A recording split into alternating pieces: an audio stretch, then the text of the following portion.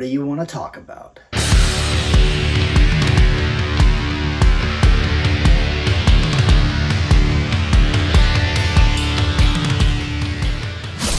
Welcome back to WWH. My name is Andrew Dreamer. I know we haven't done a video like this in a long time. I've been sticking to the movie reviews and just heading down that path, and I'm very happy with that path. But this is huge news, and it was a huge event that took place yesterday. As I'm recording this, it was Survivor Series live from Chicago, Illinois. And who is the most famous professional wrestler from Chicago, Illinois? CM Punk. And well, he returned to the WWE. And, you know, there have been those rumors that he was going to come back and make that big return. But there was also a lot of doubt cast upon that by different journalists and publications. And that's, you know, that's great. But that just goes to show how well kept this secret is. But we do have a few more details. So I kind of want to jump in to that main event match, the War Games match, what led into the debut of CM Punk and all of the quote unquote controversy around his debut. So let's just jump right into it. So the men's War Game match, it was Cody Rhodes, Sami Zayn, Jey Uso, Seth Rollins, and the returning Randy Orton to take on the Judgment Day, consisting of Damian Priest, Dominic Mysterio, JD McDonough, and, well, Drew McIntyre, who's not a part of the Judgment Day, but he has a hatred for Jey Uso so great that he did not care. He wanted to get Jey Uso locked inside of a cage. And, well, the story here was that Randy Orton had not showed up. Jey Uso felt like it was his fault. So you come down to that last entrant that is supposed to be Randy Orton. Nothing happens. The Money in the Bank briefcase is teased. And then finally we hear that iconic Voices theme. Randy Orton makes his return, hits his greatest hits. They win the match. And you think that's it. You're like, okay.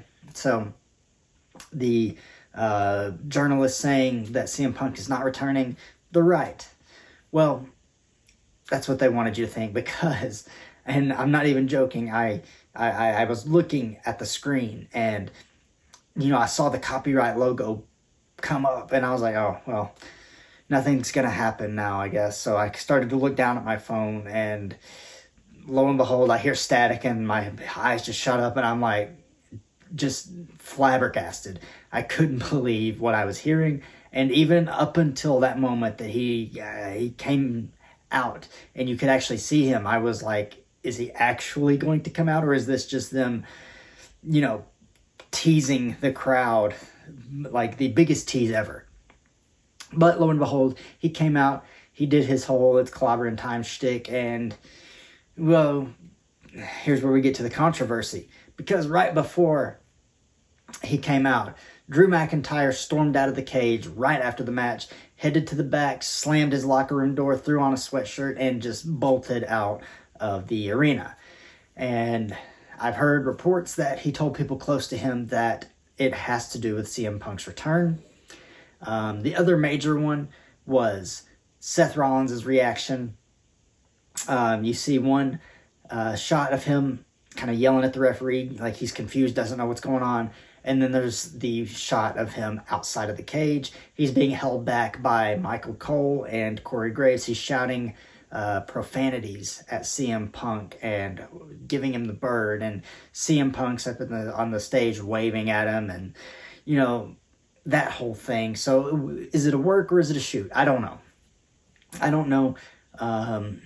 Everybody else in the ring kind of seemed to know, and I heard a report that the people in the main event were informed right before they went out, and Triple H even took over calling the show in the last few minutes and called for CM Punk's music to kind of just keep that secret. They cleared out a lot of area backstage for him to kind of just come in right when it was time.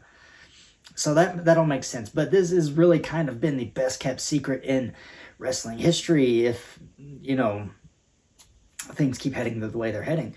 But I think where the issue comes in, and before I go on to that, actually, I heard Roman Reigns was also backstage at Survivor Series and was very, very unhappy with CM Punk's return.